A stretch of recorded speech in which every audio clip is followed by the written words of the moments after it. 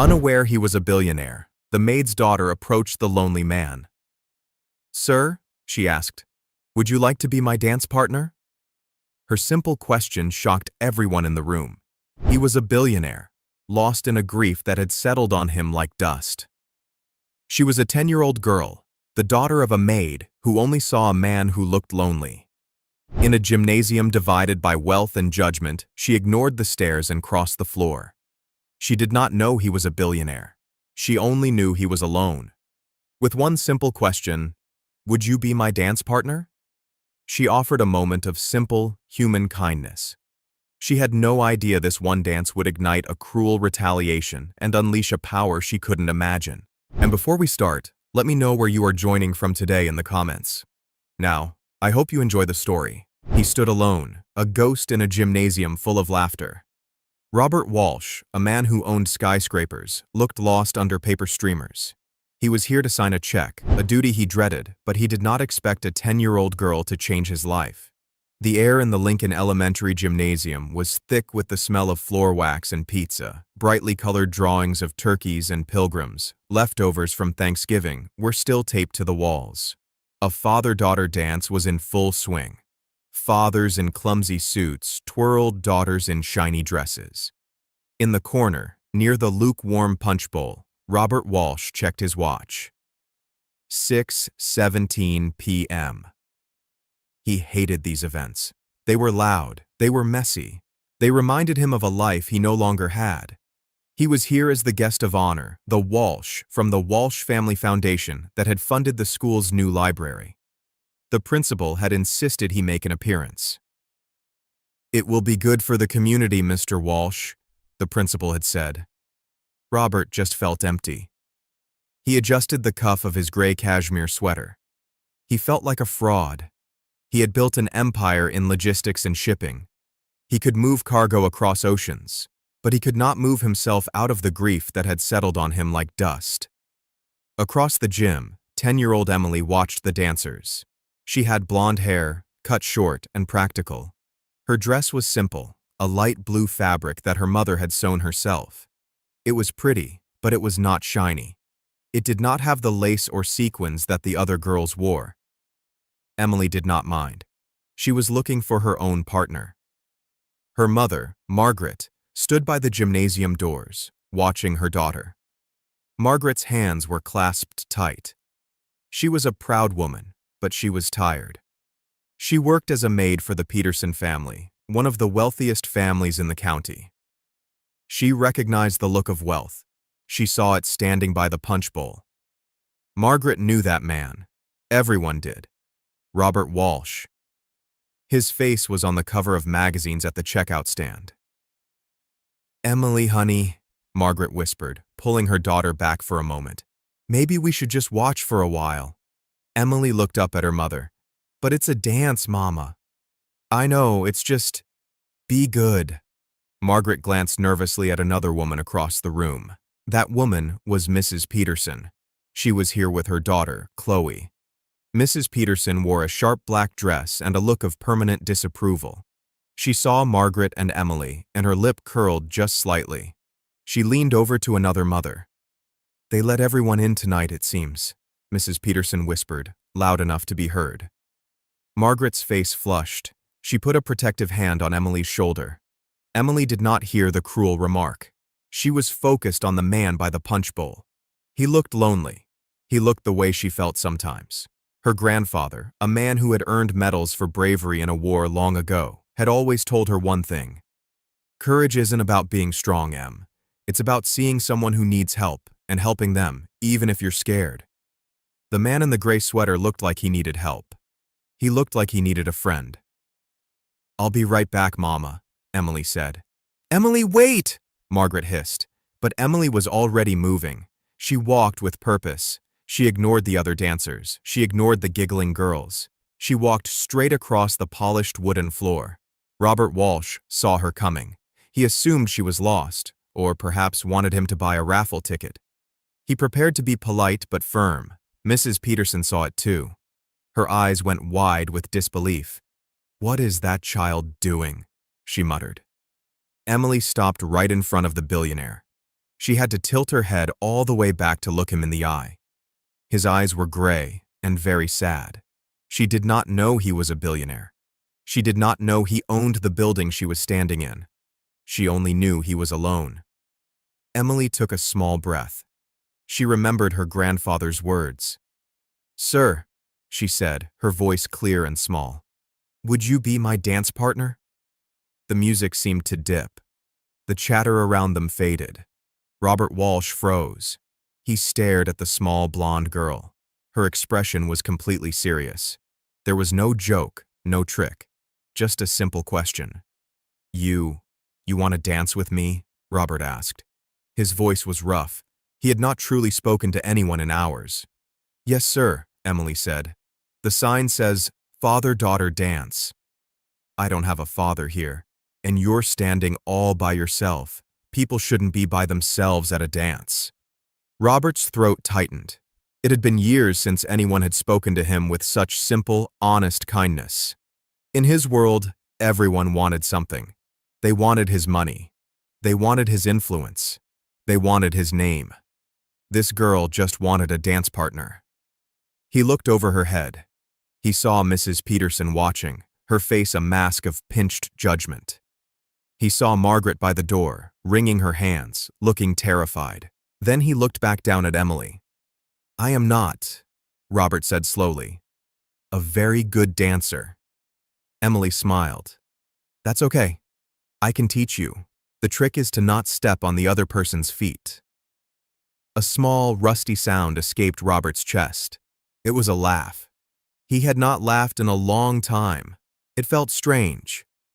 "Well," Robert said, setting his plastic cup of punch on the table, "I suppose I cannot turn down my first lesson." He held out his hand. "My name is Robert." "I'm Emily," she said.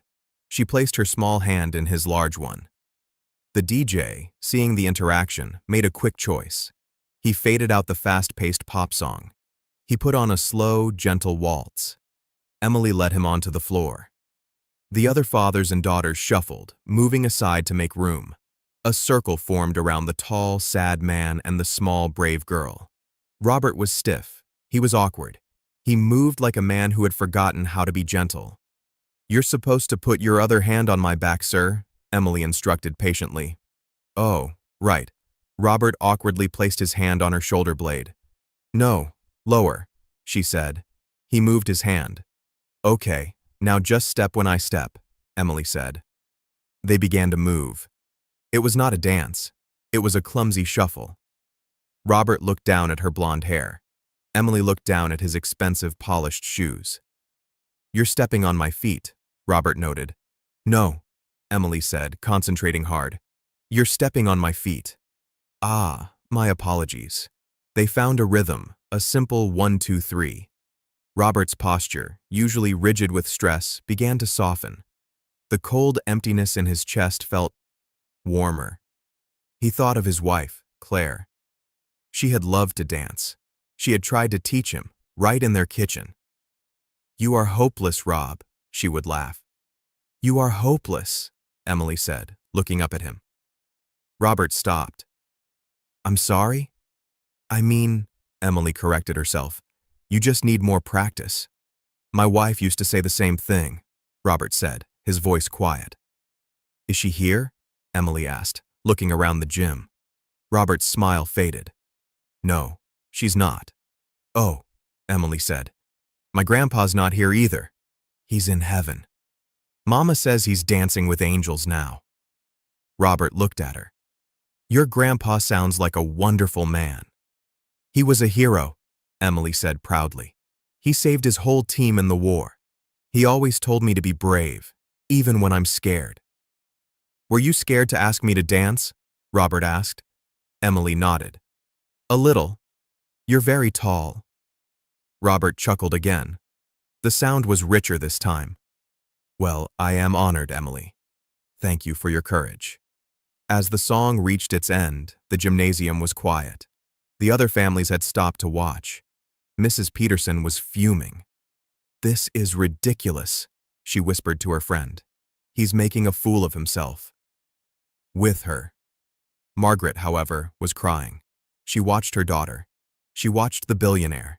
And she saw something she had not seen in a long time. She saw simple, human kindness. The music faded. Robert and Emily stopped shuffling. The gym was silent for a beat. Then a single teacher started clapping. Another parent joined. Within seconds, the entire gymnasium erupted in applause. Robert looked around, startled by the noise. Emily just beamed. "See?" she said, tugging on his sweater. "I told you I could teach you." Robert gently released Emily's hand. He felt a strange reluctance to let go.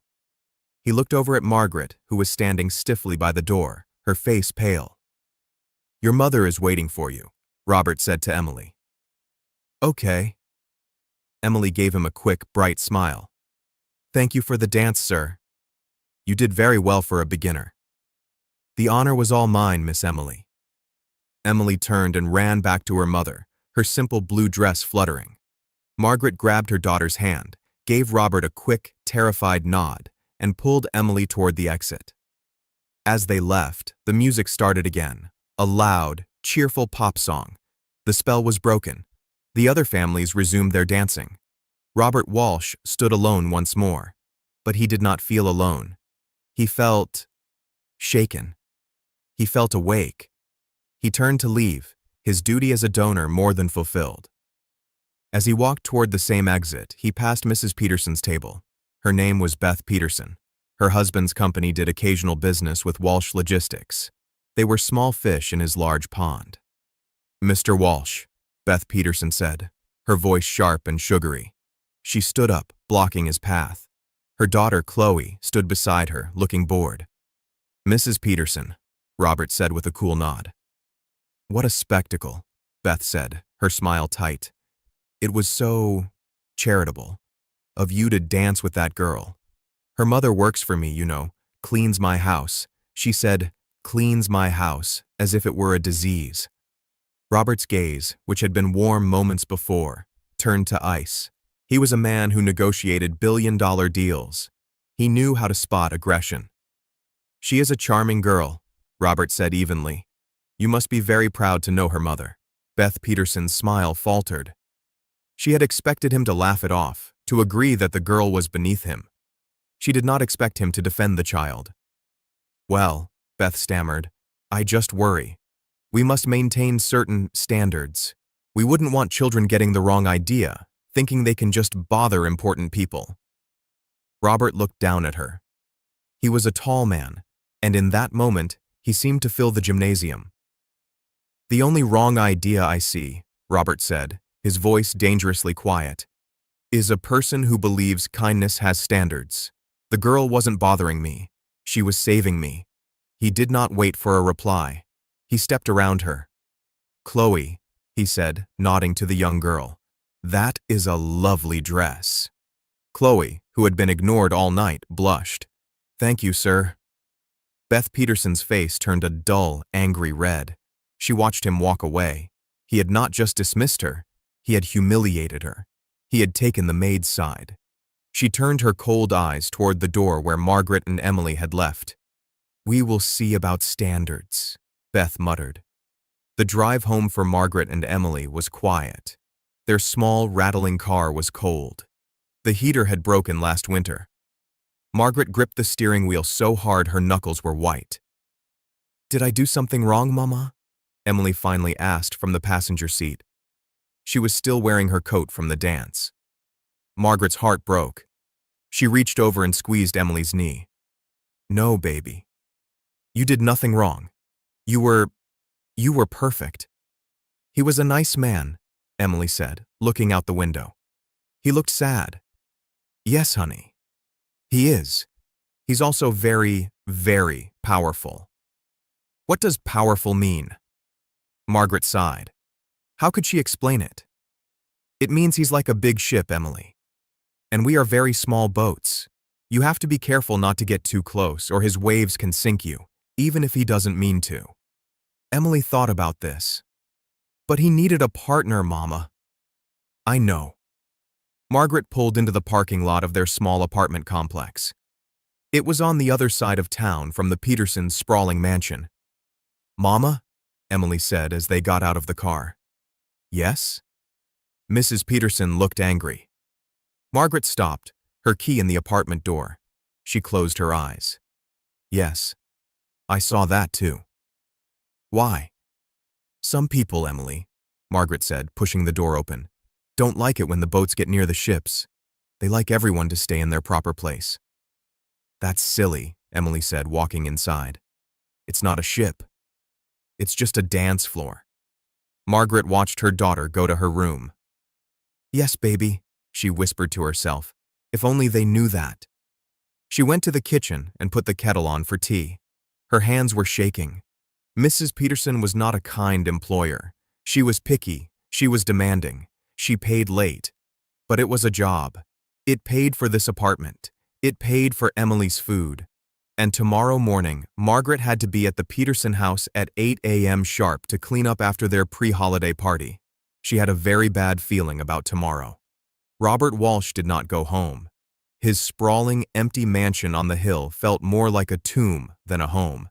Instead, he had his driver take him to the office. The Walsh Tower was dark, save for the security lights in the lobby. He took his private elevator to the penthouse floor. His office was vast, with a glass wall overlooking the entire city. He did not turn on the lights. He stood at the window, looking at the thousands of lights sparkling below. Each light was a home, a family, a life. He had all of this, and he had felt nothing. Until tonight. He thought of the girl, Emily. He was a hero. He always told me to be brave. Robert had not felt brave in a long time, not since Claire died. He had just felt busy. He built his company. He made more money. He funded libraries. But he was hollow. He went to his desk and turned on a small lamp. He pulled out a piece of paper. He had a team of private investigators on retainer. He used them to vet business partners. He used them to find vulnerabilities in his competitors. He picked up his phone and dialed his head of security, a man named George. Mr. Walsh. George's voice was instantly awake. It was 9 p.m. A call from the boss at this hour was rare. George, Robert said, I have a name for you. Emily, 10 years old, blonde hair. Her mother is Margaret, last name unknown. Margaret works as a maid for the Peterson family, Beth and Tom Peterson. There was a silence on the line. Sir? George asked, confused. Is this a threat? No, George. It is the opposite of a threat. Robert looked out the window. I want to know everything about them, but I want it done quietly. No one sees you. No one hears you. I don't want them scared. I want to know who they are. Of course, Mr. Walsh. A background check on Margaret and her daughter, Emily. One more thing, Robert said. The girl, Emily. She mentioned her grandfather. She said he was a war hero. He paused, remembering the girl's proud expression. Find out who he was. Robert hung up the phone. He sat in the dark for a long time. The small blonde girl had opened a door he had kept locked for years, and he was finally, cautiously, ready to look inside. The next morning, the sky was a flat, unforgiving gray. Margaret woke before her alarm. She had not slept. She had spent the night staring at the cracks in her ceiling, listening to the drip of a neighbor's leaky faucet. She made Emily oatmeal, her movements mechanical.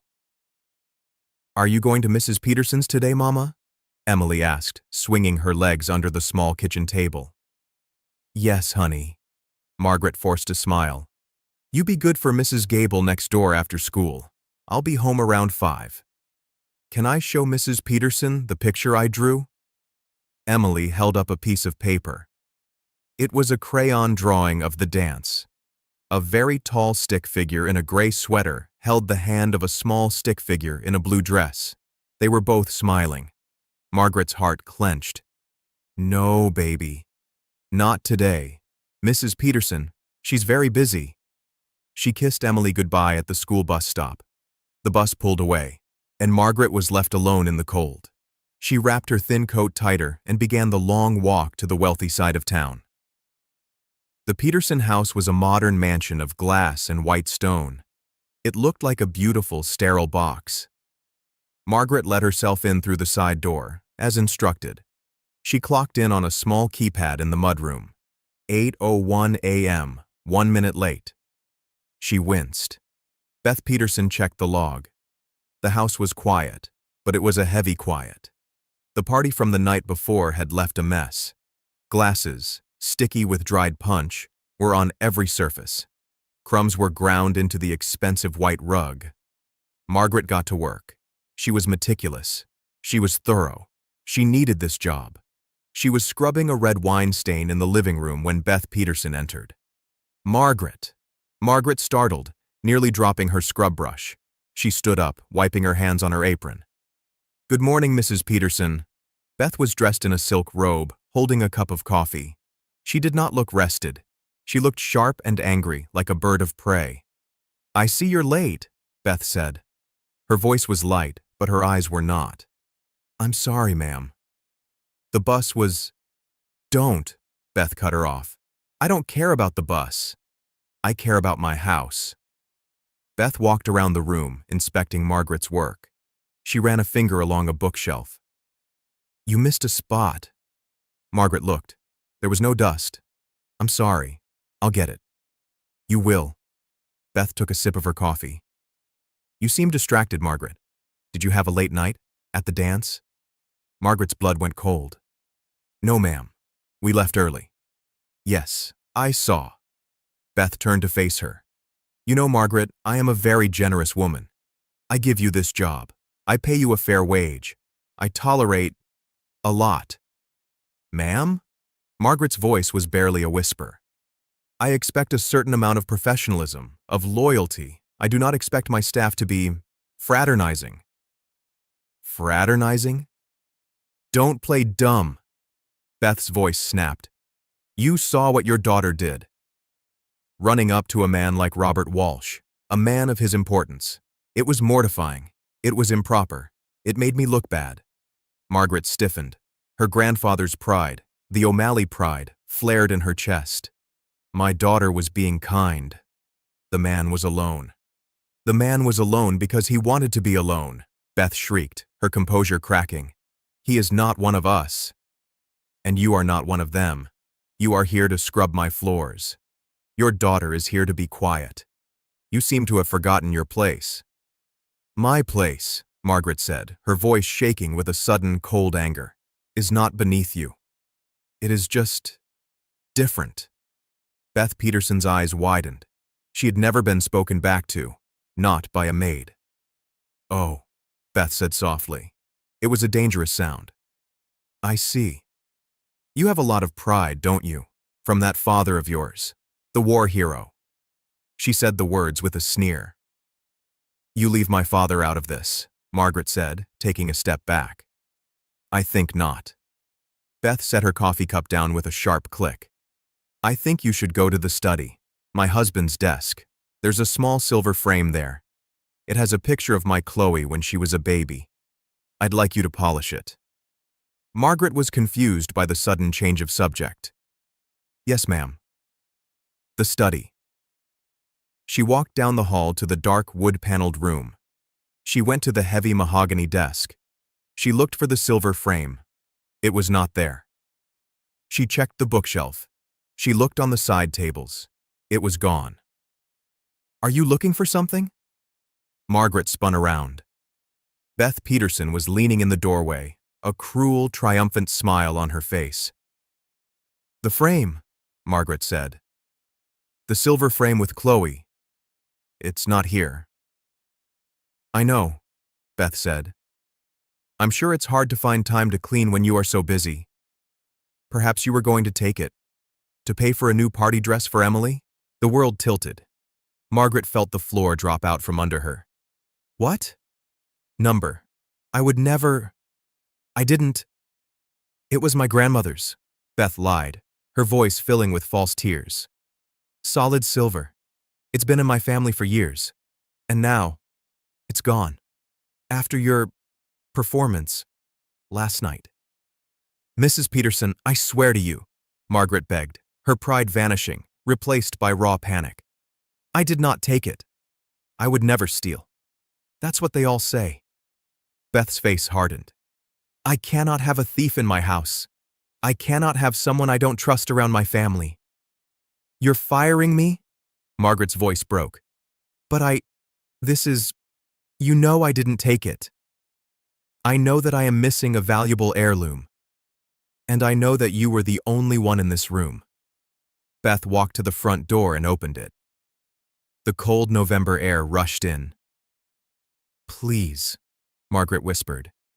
I have a child. It's almost Christmas. That is not my concern, Beth said, her voice flat.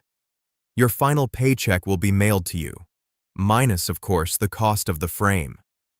You can't. Get out of my house. Margaret looked at the woman.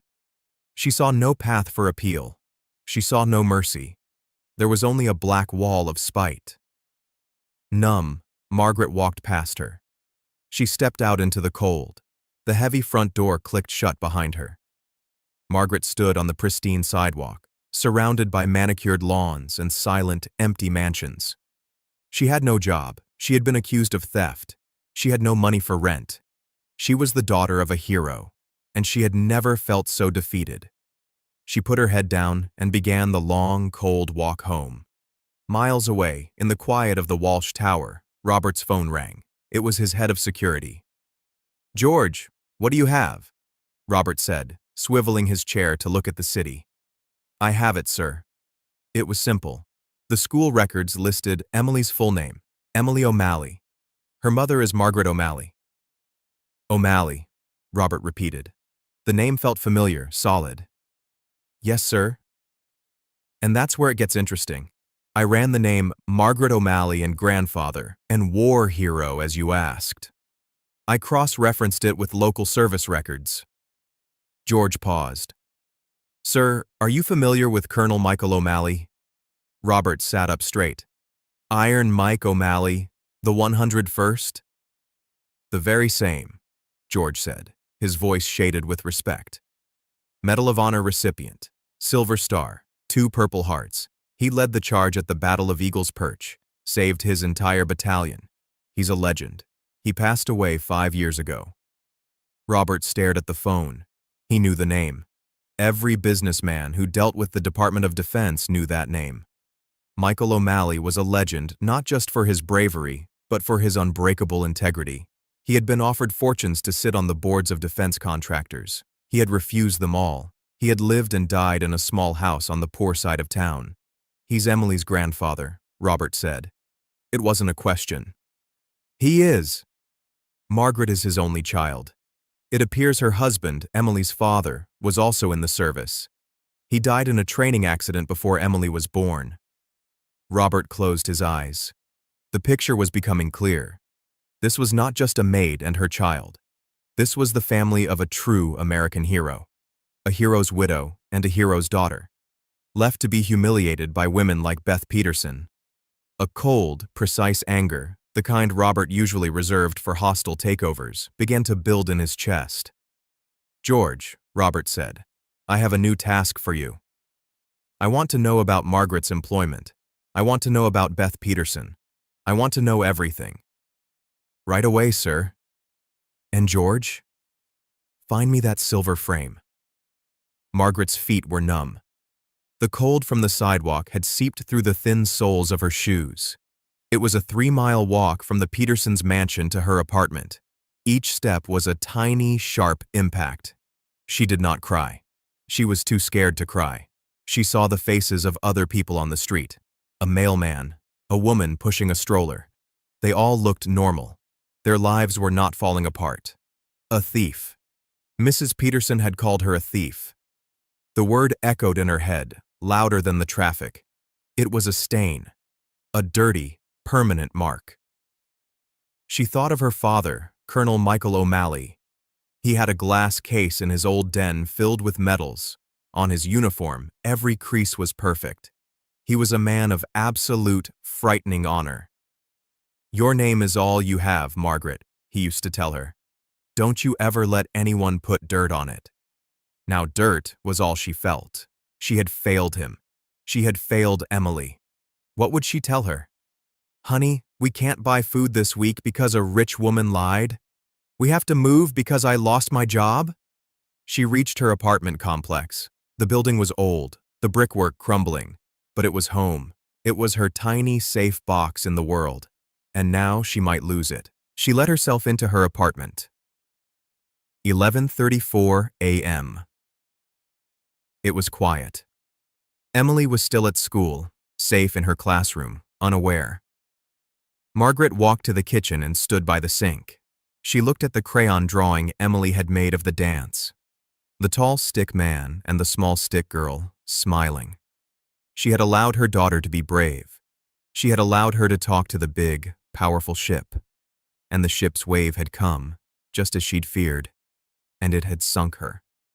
The tears finally came. They were not loud. They were silent, hot tears of shame and terror. She sank into a kitchen chair, put her head in her hands, and for the first time since her father died, Margaret O'Malley felt truly, hopelessly alone. George. Sir, I'm here. Robert Walsh was in his office, but he was not looking at the city. He was looking at a framed photograph on his desk. It was of him and his wife Claire on a boat. They were smiling. It was before she got sick. We have a problem, George said. His voice was flat, professional. Tell me, Robert said. Our man across from the Peterson residence reported Margaret O'Malley left at 8:52 a.m.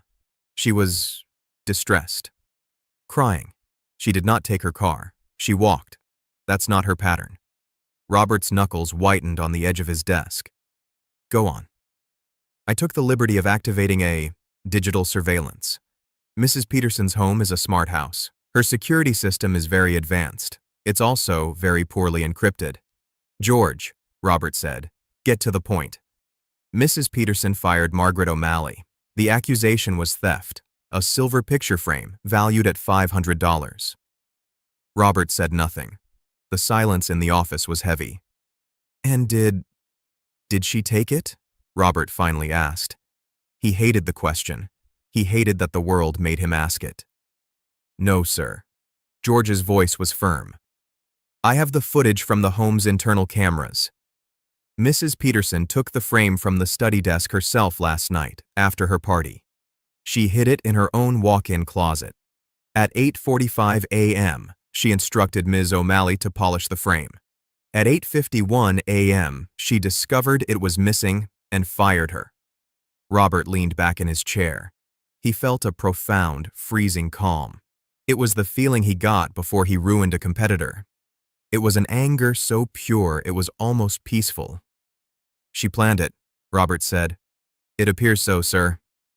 It was retaliation for the dance. For the dance, Robert repeated.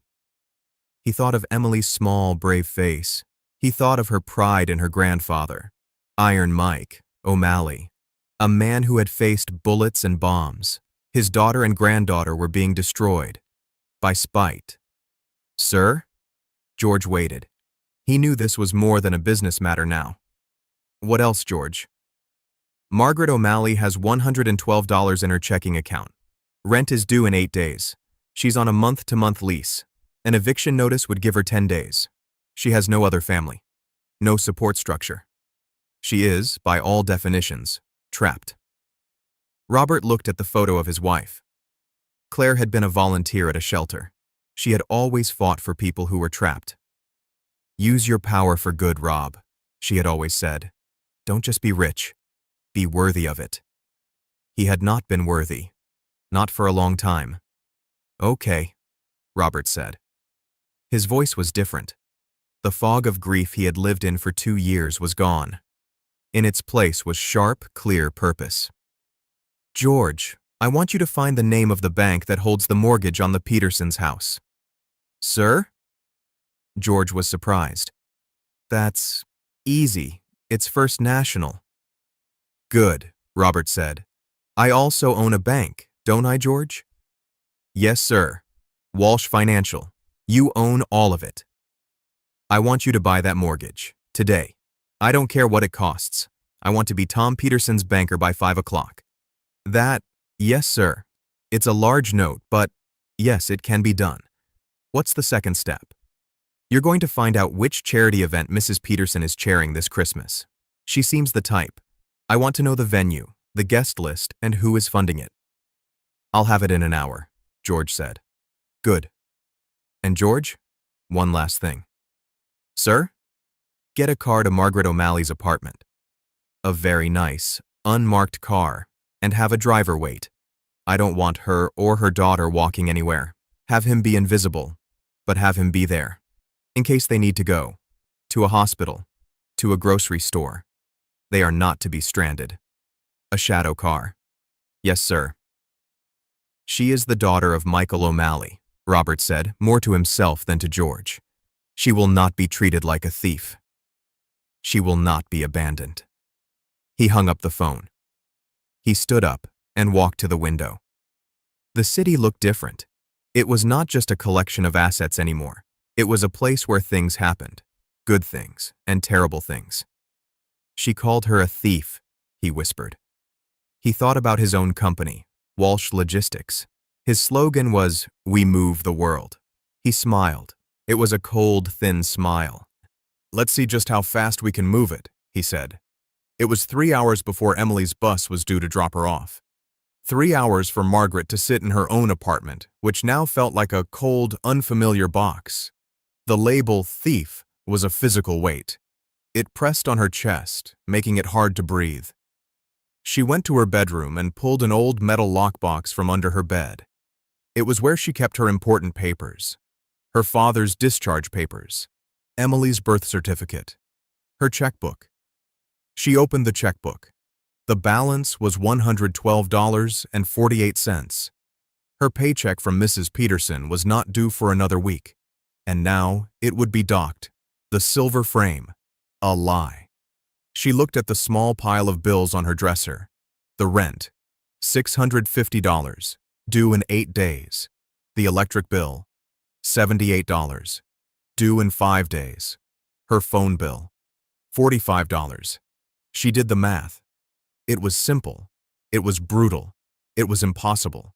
She would have to go to the food pantry. The thought made her stomach clench with shame. Her father had been a colonel. He had dined with generals. She was his daughter, and she was going to have to ask for a can of beans. She was so wrapped in her panic that she almost missed the sound. A quiet knock on her apartment door. Margaret froze. She was not expecting anyone. Her neighbor, Mrs. Gable, had her own key. She crept to the door and looked through the peephole. No one. She frowned. She opened the door a crack. The hallway was empty. But sitting on her doormat was a simple brown grocery bag. Her heart hammered. Was this a mistake? Did a neighbor drop their groceries? She looked left. She looked right. Nothing. She pulled the bag inside and locked the deadbolt, her hands shaking. She set the bag on her small kitchen table. Inside, there was no note. There was a fresh, warm roasted chicken.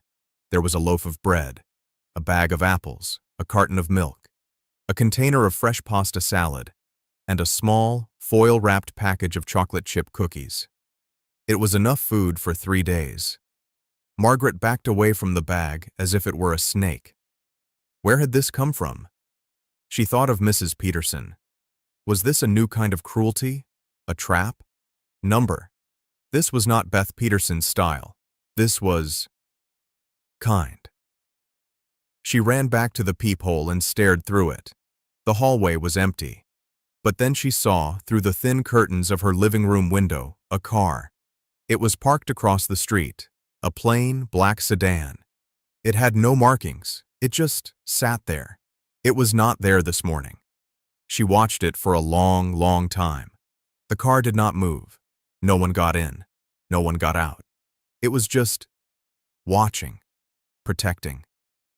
She did not know what to think.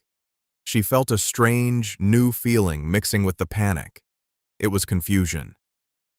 At 3:15 p.m., Emily burst through the door, her cheeks red from the cold, her backpack heavy. "Mama, I got an A on my spelling test." Margaret hugged her daughter, burying her face in Emily's blonde hair. She held on for a beat too long. "Mama, you're squishing me." Emily laughed. "I'm sorry, sweetie. I'm just so proud." Margaret forced a smile. Emily's eyes immediately went to the kitchen table. "Wow, did you go shopping? Is that chicken?" Margaret's smile faltered. "Yes, it's a surprise. A good surprise. I'm starving." Emily dropped her bag and ran to the table. "Can I have a cookie?" "After you have some chicken." They sat at the small table. Emily ate happily, chattering about her day. She talked about her art project. She talked about a boy named Sam who pulled her hair. "And guess what?" Emily said, her mouth full of bread. "Chloe Peterson was in a bad mood today." Margaret stopped, a piece of chicken halfway to her mouth. "Oh?" "Yeah. She told everyone her mom was going to get a new maid. She said the old one was no good." Margaret put her fork down. The food tasted like ash. "Emily?" she said, her voice quiet. Emily looked up. She saw her mother's face. The fake smile was gone. "Mama? What's wrong?" "Honey, I won't be going back to Mrs. Peterson's house." Emily's face scrunched in confusion. "Why? Did you get a new job?" "No, Mrs. Peterson. She let me go." "She fired you?" Emily knew the word. "Like on TV?" "Yes, like on TV. But why? Did you break something?" Margaret took a deep breath. She looked at her daughter. She saw her father's eyes. Honest. Brave. She would not lie. "No, sweetie. I didn't do anything. She said I took something, a picture frame, but I didn't." Emily's happy expression dissolved. "She called you a liar?" "Yes. But that's not true. You don't lie. You don't steal. She's the one who's lying." Emily's voice was rising. She was her grandfather's granddaughter. She had a fierce, sudden sense of justice. "I know," Margaret said, her own tears welling up. "But she's the boss. So, I don't have a job anymore." Emily was quiet. She pushed her plate away. The cookies were forgotten. "Is it because of the dance?" Emily asked, her voice a tiny whisper. Margaret's heart broke. "What? No, baby, don't you ever think that." "But she was mad at the dance," Emily insisted. "She looked at me. And you. She looked mean." "It doesn't matter, Emily. This is not your fault. It is not." "So what happens?" Emily asked. "What do we do?" Margaret looked at the bills on her dresser. She looked at the anonymous bag of food. "I don't know," she whispered. "I don't know." In the Walsh Tower, the lights of the city had come on, creating a carpet of diamonds below. George stood in Robert's office. He held a thin tablet. "It's done, sir," George said. "We own the note." As of 4:32 p.m., Walsh Financial is the primary lien holder on the Petersons' estate. Robert nodded. He was standing in front of his window, his back to the room. "And the charity?" "The Starbright Children's Foundation Annual Gala. It's in 1 week. Beth Peterson is the chairwoman. It's her main social event of the year. She's raised over $100,000. "Good," Robert said. "She's raised it, but she hasn't received it all yet." "Pledges." "Exactly, sir." "And the main corporate sponsor?" George allowed himself a small, grim smile. "It's a subsidiary of Walsh Logistics." Robert turned around. "She's been using my money to fund her party." "Yes, sir. She's been sending fawning letters to our foundation's vice president for months. He's been approving it as a standard community donation.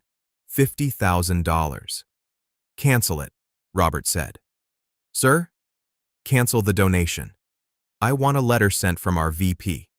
Due to unforeseen budgetary reallocations, we must regretfully pull our funding. I want it sent to her house, tonight." George's eyebrows rose. "That will gut her event, sir. She'll be humiliated. She'll be short." Yes, Robert said. She will. Robert walked to his desk. And George. Send another grocery bag. Tomorrow. Same time. Same way. And pay her electric bill. George was stunned. Pay her, sir, how? You're my head of security, George. You're a wizard. You have her account number. Use an anonymous third-party transfer. A utility grant from a charity that doesn't exist. I don't care. Just get it done. And her rent. Pay it. 3 months in advance. That's generous, sir. It's not generous, Robert snapped. It's necessary. She's the daughter of a man who saved a battalion. She will not be evicted because of a spiteful, jealous woman. We are going to build a wall around her. A wall of iron. She won't even see it. But it will be there. And the car? The shadow car? It stays, Robert said. It stays until this is done. The next day, Margaret woke up to an email. It was not a job offer. It was a notification from her electric company.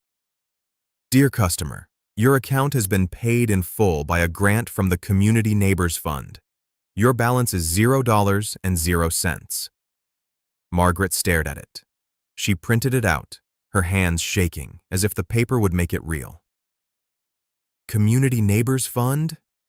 She had never heard of it. She was still staring at it when the mailman came. He slipped the day's mail through the slot in her door. She went to get it, expecting more bills. She found a single, crisp, white envelope. It was from her apartment's management company. She tore it open, her heart in her throat. Was it an eviction notice? It was a receipt. Tenant, Margaret O'Malley. Payment received, $1,950.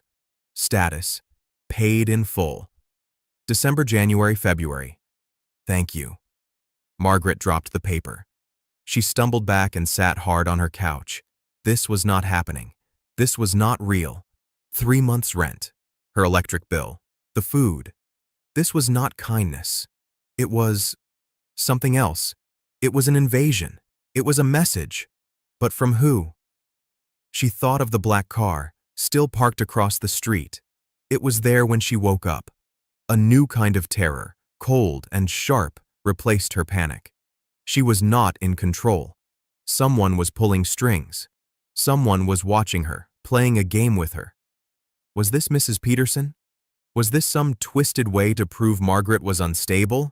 That she was taking money from strange places? She grabbed her phone and dialed the management company. Yes, hi. This is Margaret O'Malley in 2B, she said, her voice strained. I just got a receipt. It says my rent is paid. For 3 months. The woman on the other end was cheerful. Oh yes, Miss O'Malley. An absolute blessing, isn't it? A wire transfer came in this morning from a benefactor's trust. They wish to remain anonymous. You're all set until March. Happy holidays. An anonymous benefactor. Margaret hung up the phone. She went to her front door and locked the deadbolt. And the chain. She was a puppet. Someone was moving her. She felt more trapped than when she had no money at all. 8 blocks away, in a house of glass and white stone, Beth Peterson was also having a bad morning. She was sitting at her kitchen island in her silk robe when her laptop pinged. An email. It was from the Walsh Foundation. Dear Mrs. Peterson, she read aloud, a smile on her face. It was probably a letter confirming Mr. Walsh's personal attendance at her gala. Her smile vanished. Due to unforeseen budgetary reallocations, we must regretfully pull our funding, $50,000. What? She whispered. The coffee cup in her hand trembled. No, no, no, no. $50,000 was not just a donation. It was the anchor. It paid for the ballroom at the Grand Hotel. It paid for the orchestra. It paid for the catering. Without it, her entire event.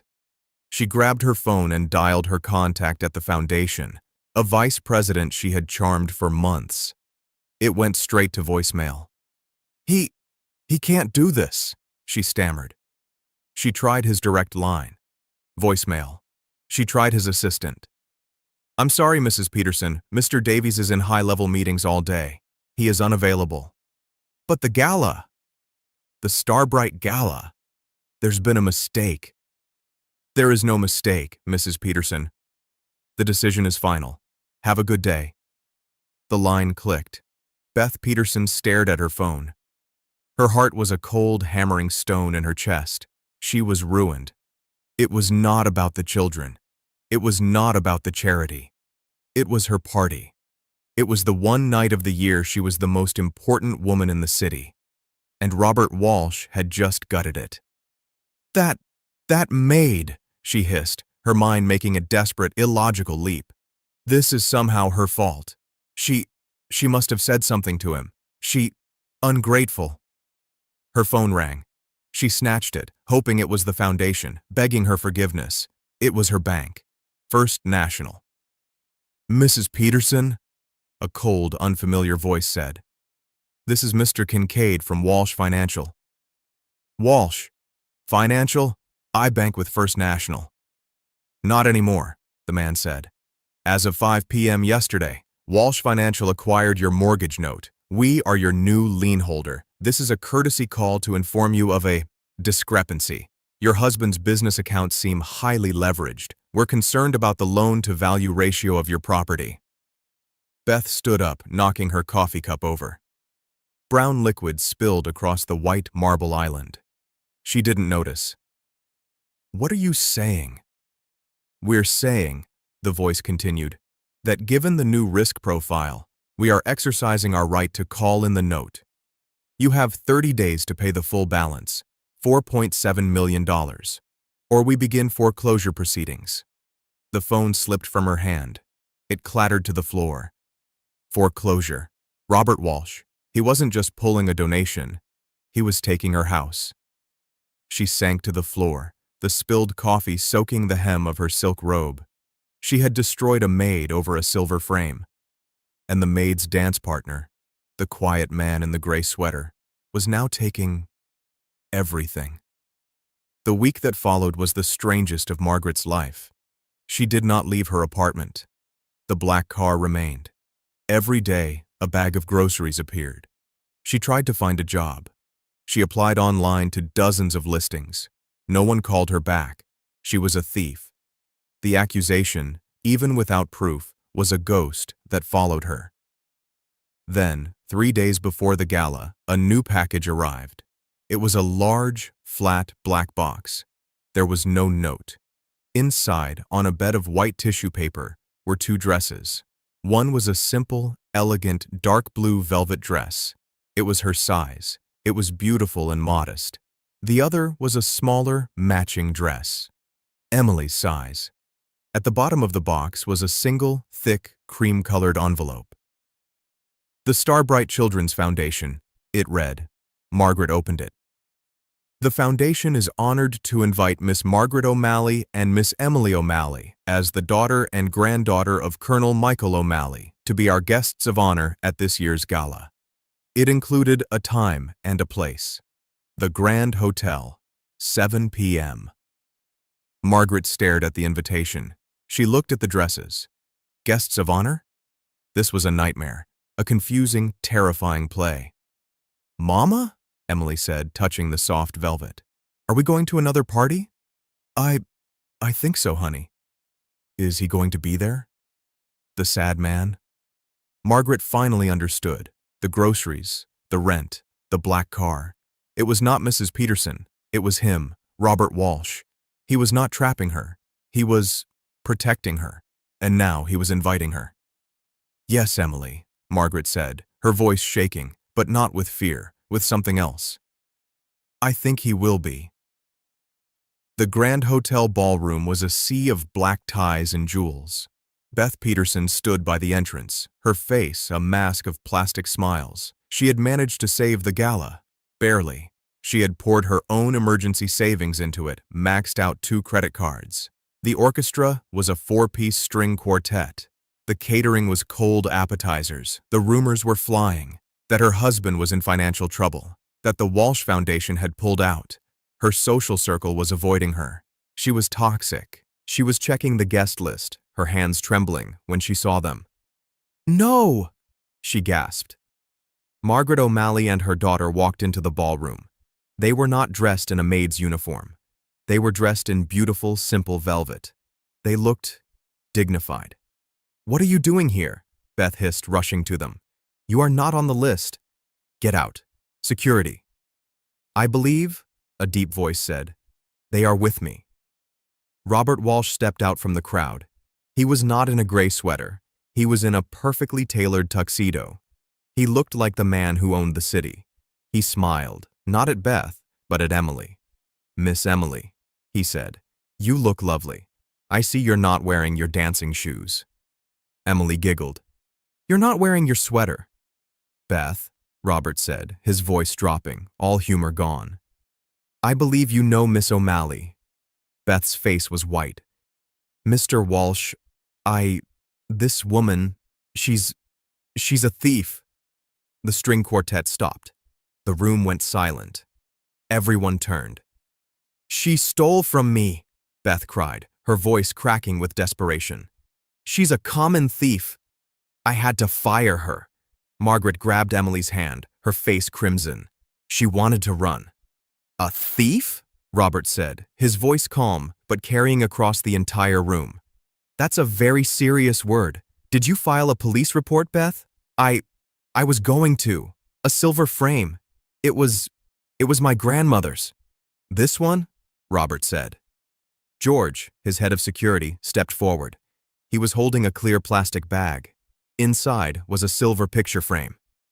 "My security team," Robert said, "ran a full review of your home's security footage, as we do for all our major donation recipients. We found this in your closet, hidden in a boot box. You put it there at 11:43 p.m., the night of the dance." A collective gasp went through the room.